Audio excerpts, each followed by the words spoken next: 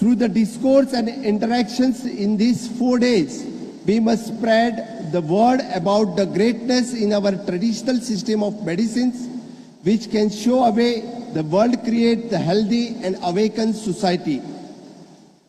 I am aware that we see today in the next 4 days the result of unstinted support and hard work of several individuals and institutions.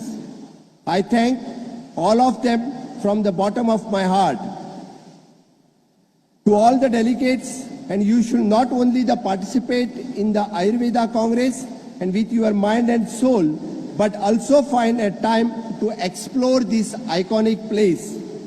I extend my best wishes for this great event.